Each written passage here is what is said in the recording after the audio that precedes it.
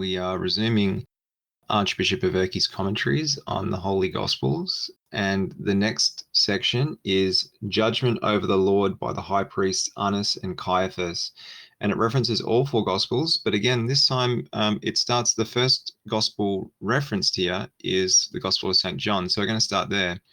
It's John chapter 18, verses 12 to 23. Then the cohort and the tribune and the officers of the Jews arrested Jesus and bound him and led him away to Annas first, for he was the father-in-law of Caiaphas, who was high priest that year. Now Caiaphas was the one who gave counsel to the Jews that it is expedient for one man to perish for the people. And Simon Peter was following Jesus, and so did another disciple, and so was another disciple. And that disciple was known to the high priest, and entered together with Jesus into the court of the high priest. But Peter was standing at the door outside. Then the other disciple, who was known to the high priest, went out and spoke to the doorkeeper, and brought in Peter. Then the maidservant, the doorkeeper, saith to Peter, Thou also art one of this man's disciples, art thou not? That one saith, I am not. And the slaves and the officers were standing and warming themselves, having made a fire of coals, for it was cold. And Peter was with them, standing and warming himself. The high priest then questioned Jesus about his disciples and about his teaching. Jesus answered him, I spoke openly to the world. I always taught in synagogue and in the temple, where the Jews always come together, and in secret I spoke nothing. Why dost thou question me? Question those who have heard what I spoke to them. Behold, these know what I said. But after he said these things, one of the officers who was standing by gave Jesus a slap on the face with the palm of his hand, saying, Thus thou answerest the high priest. Jesus answered him, If I spoke evilly, bear witness concerning the evil, but if well, why smitest thou me? And then next, the Gospel of St. Matthew, chapter 26, verses 57 to 68. And they who laid hold of Jesus led him away to Caiaphas the high priest, where the scribes and the elders were gathered together. But Peter was following him from afar, even to the courtyard of the high priest. And having entered within, he was sitting with the servants to see the end. Now the chief priests and the elders and the whole Sanhedrin were seeking false testimony against Jesus, in order that they might put him to death. But they did not find any. Even after many false witnesses came forward, they did not find any. But afterwards 2 false witnesses came forward and said, This one said, I am able to destroy the temple of God and to build it in 3 days. And the high priest stood up and said to him, Answerest thou nothing? What is it which these bear witness against thee? But Jesus was silent. And the high priest answered and said to him, I adjure thee by God, the living one, that thou tell us if thou art the Christ, the Son of God. Jesus saith to him, Thou hast said. Moreover, I say to you, henceforth ye shall see the Son of Man sitting on the right of the power, and coming on the clouds of the heaven. Then the high priest tore his garments, saying, He blasphemed. What need have we still of witnesses? Behold, now ye heard his blasphemy. What do you think? What do ye think? And they answered and said, He is liable to the penalty of death. Then they spat in his face and buffeted him, and they slapped him in the face with the palms of their hands, saying, Prophesy to us, O Christ, who is the one that smote thee? Next is the Gospel of St. Mark, chapter 14, verses 53 to 65. And they led Jesus away to the high priest, and there came together with him all the chief priests and the elders and the scribes. And Peter followed him from afar, even to inside the court of the high priest. And he was sitting together with the servants, and warming himself by the light of the fire. And the chief priests and the whole Sanhedrin were seeking testimony against Jesus, in order to put him to death, and they were not finding any. For many were bearing false witness against him, but their testimonies were not alike. And some rose up and were bearing false witness against him, saying, We heard him saying, I will destroy the temple, the one made with hands, and in 3 days I will build another made without hands. And not even so was their testimony alike. And the high priest stood up in the midst and questioned Jesus, saying, Answerest thou nothing? What is it which these bear witness against? But he was silent, and answered nothing. Again the high priest was questioning him, and saith to him, Art thou the Christ, the Son of the Blessed? And Jesus said, I am, and ye shall see the Son of Man sitting on the right of the power, and coming on the clouds of the heaven. And the high priest, having torn his tunics, saith, What need have we still of witnesses? Ye heard the blasphemy. What doth it appear to you? And they all condemned him to be liable to the penalty of death. And some began to spit upon him, and to cover his face all around, and to buffet him, and to say to him, Prophesy to us, who is the one that smote thee? And the servants were striking him with slaps on the face with the palms of their hands. And then finally, the Gospel of St. Luke, chapter 22. First of all, so it's a few places in this chapter. So first of all, verse 54. And having arrested him, they led him and brought him into the house of the high priest. And Peter was following from afar. And then verses 63 to 65. And the men who confined Jesus were mocking him and beating him, and having covered him all around, they were striking his face and were questioning him, saying, Prophesy, who is the one that smote thee? And many other things they were saying to him, blaspheming. And this is Archbishop Averky. Having taken the Lord Jesus, his enemies tied him up, a detail only included in John, and took him to the house where the high priest lived. While filling out the accounts of the synoptics, St. John is the only one to mention that Jesus was initially brought to Annas, who questioned him first, then to Caiaphas. St. John also explains why the Lord was brought first to Annas and not to Caiaphas, who was the ruling high priest at the time. He was Caiaphas's father-in-law. Those who took Jesus thought that they would show special honor and attention to the famous relative of the actual high priest, and in addition, the old fox Annas still commanded a great deal of respect and authority.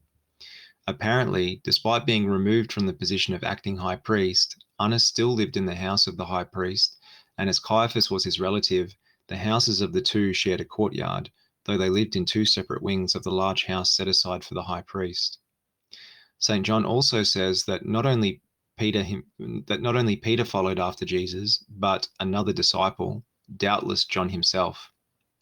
St. John was a personal acquaintance of the high priest, although the exact nature of their relationship is not clear. There is a tradition that the Zebedees provided fish directly to the house of the high priest. This is why he was able to enter the inner courtyard unopposed, and then even convince the door warden to allow Peter in as well. Here, Peter denied Christ the first time, according to St. John's account, when during the questioning of the Lord by Annas, Peter stood at the fire pit in the courtyard and warmed himself. Cunning Annas, at first not accusing the Lord of anything, began to ask him only about his teachings and asked him to name his disciples. Thus, he set a tone of danger for the rest of the questioning by insinuating that Jesus was the leader of some sort of secret insurrection with a secret esoteric teaching and unknown goals. But the Lord refused to play his game, answering, I spoke openly to the world. I always taught in synagogues and in the temple, where the Jews always meet, and in secret I have said nothing. As proof of his words, the Lord offered the high priest to ask the assembled people, all of whom heard his teaching. Despite the fact that there was nothing shameful or rude in his answer to the high priest, one of the servants, probably trying to gain the goodwill of the high priest, struck the Lord in the face, saying, Do you answer the high priest like that? If the Lord had quietly borne this attack, the assembly might have thought that he was silently admitting the blow to be a fair one, while the servant might become puffed up with pride at Christ's silence, which he would interpret as agreement with his accusation. Therefore, in order to cut off the evil in the very beginning and make the servant realize his sin, the Lord remonstrated, If I have spoken evil, bear witness of the evil. But if well, why do you strike me? Annas then sent Jesus, still tied up, to Caiaphas. It is likely that the Lord was just led across the same inner court where Peter stood and warmed himself, after having once already denied him. Caiaphas's questioning is given in detail by Matthew and Mark. Almost the entire Sanhedrin was assembled. Despite it being late at night, they all tried to quickly find appropriate witnesses against Jesus so that in the morning, at the official session of the Sanhedrin, they would be able to officially condemn him to death. But they could not find any appropriate witnesses. Finally, 2 witnesses came as required by the law and told of the words spoken by the Lord when he first cast out the sellers from the temple. But they gave them a negative connotation, interpreting them to mean something that Christ never intended. The Lord had said, "Destroy this temple, and in 3 days I will raise it up." But he certainly did not say, "I can destroy this temple," as they implied. Nor did he say that he could build it in 3 days, instead saying that he could restore it.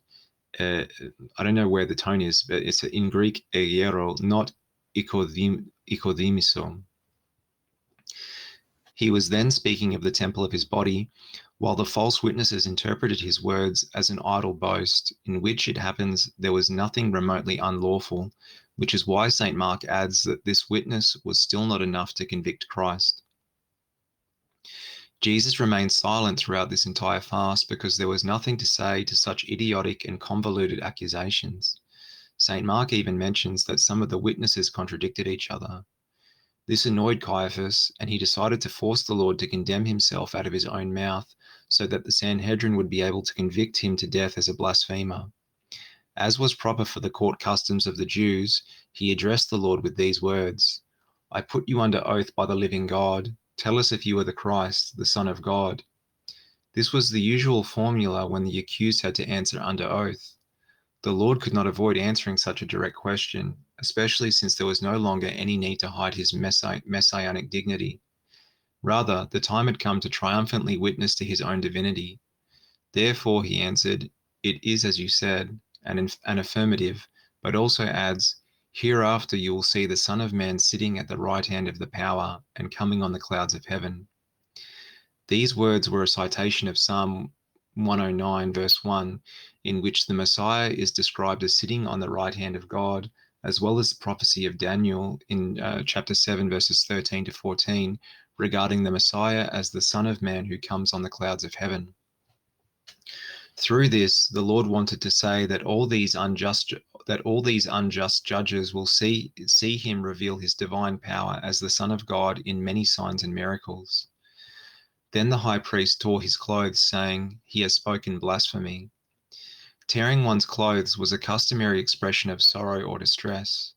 The high priest was expressly forbidden to tear his clothes, according to in references here Leviticus 10:6 and 21:10, and by doing so, Caiaphas wanted to express his especial distress that even forced him to commit an act contrary to the law. Of course, this was nothing more than hypocrisy in order to show that he considered Christ's confession of divinity to be blasphemy. "What do you think?" asked Caiaphas to all the assembled, and of course receives the desired answer. He is deserving of death. Now, since he was a convicted criminal, they began to ridicule and mock him, spitting in his face as a sign of their extreme disdain and his humiliation, struck him on the ears, the head, the face, and laughed at him as they asked him, "Prophesy to us, Christ, who is the one who struck you?" In other words, if you are who you claim to be, name the man who is striking you, though you do not know him by name. This treatment vividly shows that the trial was little more than a sham, which only barely hid a bloodthirsty hatred for Jesus. These were not judges but beasts who now could no longer hide their ferocity. And that's the end of this section. And did Your Grace have any thoughts to share? Again, we see that St. John especially does it in his gospel, but St. Mark does it, and other people in the New Testament do it. They don't say "I," they say a disciple, this, that. They're talking about themselves, and certainly, as Archbishop Averky says, St. John is talking about himself here. And he knew the family of the high priest, and now we know that Annas and Caiaphas were father-in-law and son-in-law. So they both were priests, and they both had been high priests, but only one was the high priest because the high priest alternated. But according to St. John, he was taken to both of their houses. St. John, as is clear in the gospel from his calling, was from Galilee like the other apostles, but he had a house in Jerusalem, and he had a house on Zion, which was also Mount Zion, one of the 7 hills that Jerusalem is built on. He also had a house in Jerusalem, and for those that have been there, it's where that German Papist monastery is situated. So he might have known the high priest by, besides being slight relatives, which would again make sense because they lived in the same area basically. So they were neighbors, and because they were neighbors, they were probably the area probably had something to do with their family. Annas was very powerful, and if we read things from other sources, like from Josephus and Josephus is in English, Josephus, we can see that Annas and Caiaphas were very powerful men. Of course, that would go with being the high priest, and so it would be obvious that that very sad man who struck our Lord would be trying to put himself in a good place. Christ refuses to answer at some point, simply because it's a truth of mankind that when someone wants to believe something, there's really nothing you can do to stop them from believing what they want to believe. And we see that they were ready to do the opposite. In other words, they interpreted even what Christ said about the temple being destroyed and being raised, as Christ said, I can destroy this temple, which he was talking about his own body, and he certainly wasn't going to destroy that. And I can build it up. He was saying, raise it up. He's talking about his passion, obviously. But again, if you want to interpret something wickedly, you're going to do it, and no matter what anyone says, that's where you're going to be. The next section is Peter's denial, and it again references all 4 Gospels, starting with the Gospel of St. Matthew, chapter 26, verses 69 to 75. Now Peter was sitting outside in the courtyard, and one young maidservant approached him, saying, "Thou also wast with Christ the Galilean." But he denied before them all, saying, "I know not what thou sayest." And after he went out into the porch, another maidservant saw him, and saith to them, "This one was also there with Jesus the Nazarene." And again he denied with an oath, "I know not the man." And a little after, they who stood by came to him and said to Peter, "Truly thou art also one of them, for even thy mode of speech maketh thee manifest." Then he began to curse and to swear, saying, "I know not the man." And straightway a cock crowed, and Peter was reminded of the word of Jesus, who said to him, "Before a cock crow, thrice thou shalt deny me." And he went outside and wept bitterly. And then the Gospel of St. Mark, chapter 14, verses 66 to 72. And as Peter was in the court below, there cometh one of the young maidservants of the high priest. And when she saw Peter warming himself, she looked at him and said, "Thou also wast with Jesus the Nazarene." But he denied it, saying, "I neither know nor even understand what thou sayest." And he went forth outside to the forecourt, and a cock crowed. And the young maidservant, having seen him again, began to say to those standing by, "This is one of them." And again he kept on denying it. And a little after, again, they who stood by were saying to Peter, "Truly thou art one of them, for thou art also a Galilean, and thy mode of speech is like one." But he began to curse and to swear, saying, I know not this man of whom ye speak. And for the second time a cock crowed, and Peter was reminded of the word which Jesus said to him, Before a cock crow twice, thou shalt deny me thrice. And having thought thereon, he began to weep. And then the Gospel of St. Luke, chapter 22, verses 55 to 62. And after they kindled a fire in the midst of the courtyard, they sat down together, and Peter was sitting among them. And a certain young maidservant, having seen him sitting before the light of the fire, looked intently on him and said, This one was also with him. But he denied it, saying, Woman, I do not know him. And after a short time another saw him and said, Thou art also of them. And Peter said, Man, I am not. And after about 1 hour intervened, a certain other strongly affirmed, saying, In truth, this one also was with him, for he is a Galilean also. And Peter said, Man, I know not what thou sayest. And immediately while he was yet speaking, a cock crowed. And the Lord turned about and looked at Peter. And Peter remembered the word of the Lord, how he said to him, Before a cock crow, thou shalt deny me thrice. And Peter went outside and wept bitterly. And then the Gospel of St. John, chapter 18, verses... Okay, so first verse 18. And the slaves and the officers were standing and warming themselves, having made a fire of coals, for it was cold. And Peter was with them, standing and warming himself. And then verses 25 to 27. Now Simon Peter was standing and warming himself. They said therefore to him, Thou art not also one of his disciples, art thou? That one denied it and said, I am not. One of the slaves of the high priest, being a kinsman of him whom Peter cut off the ear, saith, I saw thee in the garden with him, did I not? Peter then denied again, and straightway a cock crowed. And this is Archbishop Averky. There are some interesting differences between the four accounts of Peter's denial, even though they are not differences in essence, only in detail.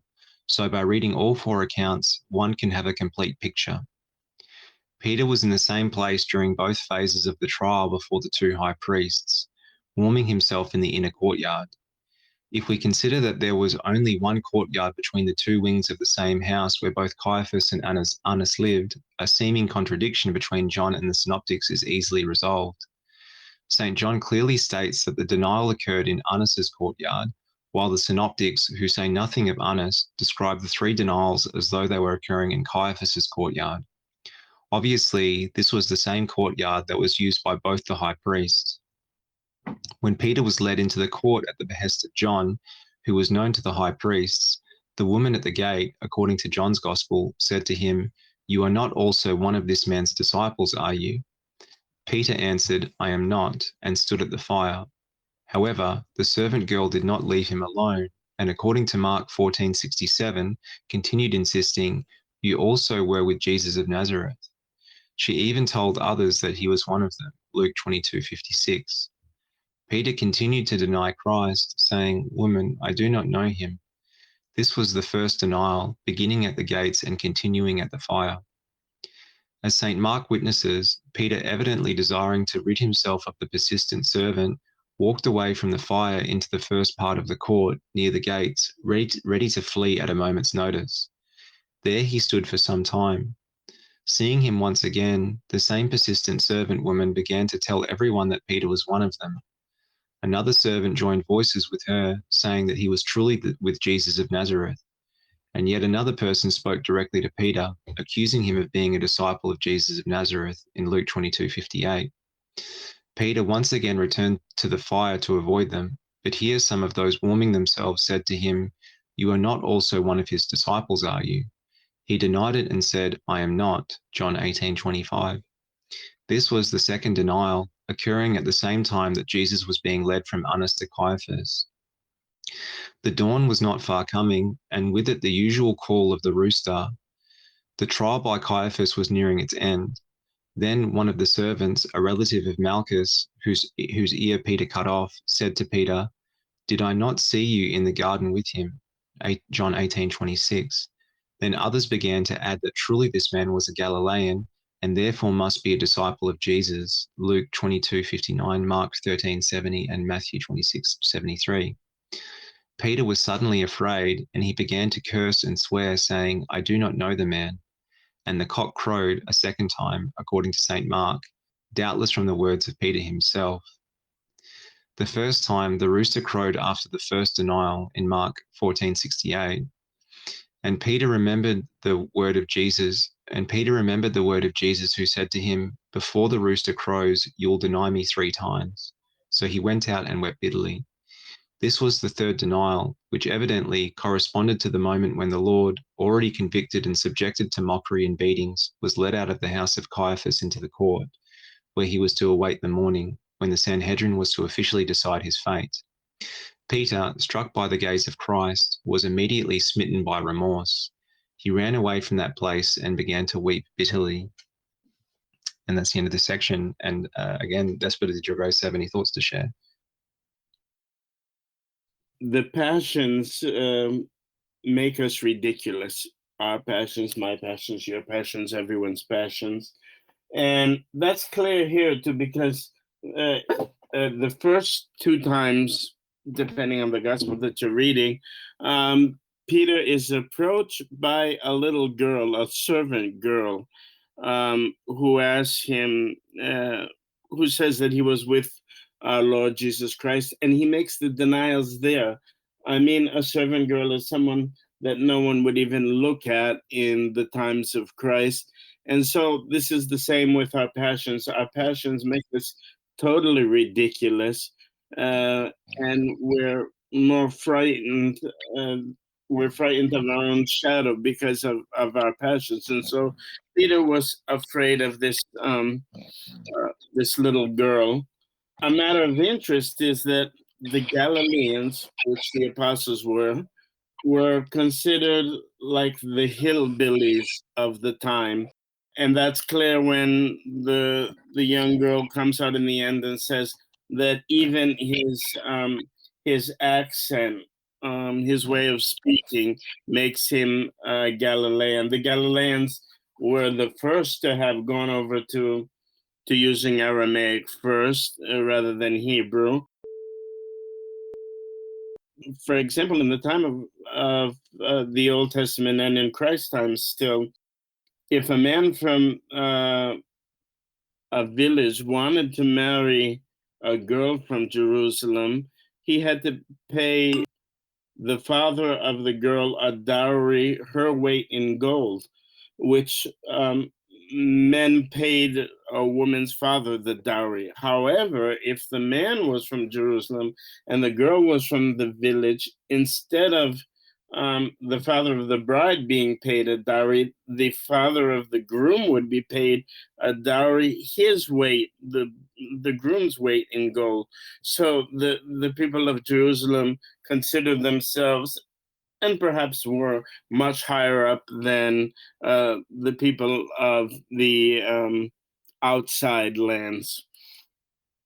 Those are just 2 comments on what we've been reading. Nothing so important, but I think the fact that our passions ridicule us is the message I want to leave. The next section, we're now into Great and Holy Friday, the judgment of the Sanhedrin. And it references 3 Gospels, starting with the Gospel of St. Matthew, chapter 27, verse 1. And it having become morning, all the chief priests and the elders of the people took counsel against Jesus so as to put him to death. And Mark chapter 15, verse 1. And straightway in the morning, the chief priests held a consultation with the elders and scribes and the whole Sanhedrin, and bound Jesus and carried him away and delivered him up to Pilate. And then the Gospel of St. Luke, chapter 22, verses 66 to 71. And when it became day, the council of the elders of the people, both chief priests and scribes, gathered together and led him into their Sanhedrin, saying, If thou art the Christ, tell us. And he said to them, If I should tell you, in no wise will ye believe. And if also I should ask you, in no wise will ye answer me or release me. From now on the Son of Man shall be sitting on the right of the power of God. And they all said, Art thou then the Son of God? And Jesus said to them, Ye say that I am. And they said, What need have we still of testimony? For we ourselves heard from his own mouth. And this is Archbishop Averky. This second official meeting of the Sanhedrin, only briefly mentioned by Matthew and Mark in a passing verse, is given a fuller account by St. Luke. The meeting was called only as a formality to follow the law concerning the death penalty. In the Talmud, which preserves all the old Jewish laws, it is written that in criminal matters, the death sentence could be pronounced no earlier than the day after the beginning of the trial. But neither Caiaphas nor the rest of the Sanhedrin, of course, wanted to leave the final conviction to the time after the feast of the Passover. Therefore, they hurried to have at least a perfunctory second session. This time, the Sanhedrin gathered at dawn, even with more members, including the scribes. No longer in Caiaphas's house, but in the official chambers of the Sanhedrin. Once again, they told Jesus, "If you are the Christ, tell us." This was done partly for the sake of the new members who were not present at the trial the previous night, and partly in the hope of hearing some more damning words from Jesus' mouth. Before answering the question directly, the Lord tells them that as the knower of hearts, he already knows that they will convict him regardless of his answer. The trial was convened purely pro forma. His fate was already decided in advance, no matter what he might say. But he still tells them that after everything occurs as it must, because of their hatred, they will see him in the glory of his Father. Hereafter the Son of Man will sit on the right hand of the power of God. Then they all said, Are you then the Son of God? So he said to them, You rightly say that I am, almost unwillingly. Content with this, the members of the Sanhedrin announced that there was no more need to deliberate further, and they convicted Christ to the judgment of the Roman authority, Pontius Pilate, so that the Romans could pronounce the death penalty over him.